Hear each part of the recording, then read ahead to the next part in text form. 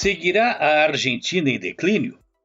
A pergunta que faço baseia-se no resultado das eleições realizadas nesse domingo que passou, em primeiro turno na Argentina.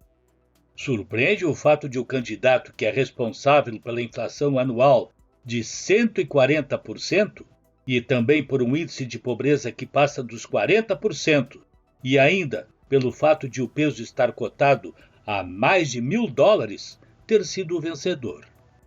Contrariando as perspectivas de que o libertário Javier Milei poderia vencer já no primeiro turno, o atual ministro da Economia, Sérgio Massa, portanto, o responsável pelos descaminhos da economia do país, saiu vencedor, com cerca de 36% dos votos, enquanto que seu principal opositor da direita ficou com cerca de 30%.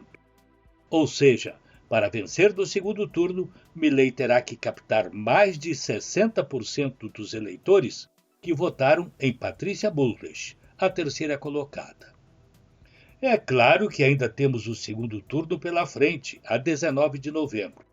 Porém, a conclusão que se pode tirar dessa primeira etapa de votação é de que Milei assusta parte do eleitorado com suas propostas de mudanças radicais, algumas delas amedrontadoras, como a de legalizar a venda de órgãos humanos. Outras podem ser transformadoras, como a dolarização da economia e o fechamento do Banco Central, mas que também causam incertezas. Aliás, a propósito de dolarização, tem-se ouvido afirmações de que a Argentina já implantou a dolarização e não deu certo. Isto numa referência ao que foi feito pelo governo Menem nos anos 1990. É preciso esclarecer que aquilo não foi dolarização. Foi uma tentativa de equiparar o peso argentino ao dólar americano. Durante algum tempo, os argentinos tiveram a ilusão de que a sua moeda valia o mesmo que a americana. Foi o tempo em que eles vinham ao Brasil e pronunciavam o famoso "dame dos". Foi um sistema ilusório que, quando estourou, mergulhou o país numa das mais profundas crises de sua história. Houve tamanha desestabilização que, na sucessão de Menem, o país chegou a ter 5 presidentes no período de um mês.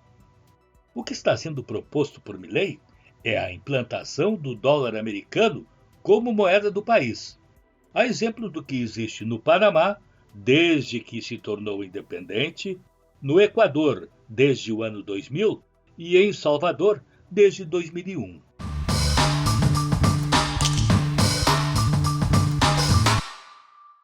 No Equador, o processo de substituição do sucre pelo dólar foi feito em etapas. O governo estabeleceu uma taxa de câmbio fixa entre as moedas e a população teve um período para trocar suas antigas cédulas de sucre por dólares nas instituições financeiras. O processo de dolarização do país trouxe alguns benefícios imediatos, como estabilidade nos preços, redução da inflação e maior confiança nas transações comerciais. Além disso, a mudança para o dólar facilitou o comércio internacional e atraiu investidores que estavam preocupados com a volatilidade da moeda anterior. O problema da dolarização é que o país que adota não tem controle sobre a moeda e tampouco evita a crise econômica, caso que está sendo vivido hoje pelo Equador. Já El Salvador conseguiu manter ao longo deste período uma certa estabilidade econômica e, em 2021, tornou-se o primeiro país a adotar o Bitcoin como moeda legal, ou seja, entrou na era da criptomoeda. E o Panamá nunca teve maiores problemas com a moeda, pois se constitui num centro comercial e paraíso fiscal, além de um hub no sistema de aviação. Então, cada caso é um caso. Na Argentina já há tradição de fazer negócios em dólar. O que antes valia apenas para grandes negócios envolvendo empresas ou compra de imóveis, hoje envolve praticamente toda a economia. O dólar é o referencial para qualquer produto. A questão que é colocada é se haverá moeda suficiente para a circulação. Este quadro de dolarização é a perspectiva apresentada por Milei para tentar tirar o país da hiperinflação que leva à estagnação. Algo descartado por Massa, que se propõe a tirar o país da atual situação, apesar de ser ele o responsável por tal. O que Massa tenta fazer é dizer que a situação é responsabilidade do presidente Alberto Fernandes, no que está tendo a parceria da vice-presidente Cristina Kirchner.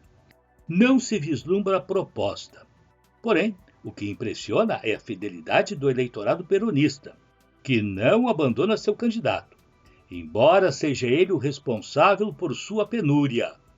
A curiosidade que fica é, se for o vencedor, o que Massa irá fazer para recuperar o país? Com o panorama internacional, Jurandir Soares.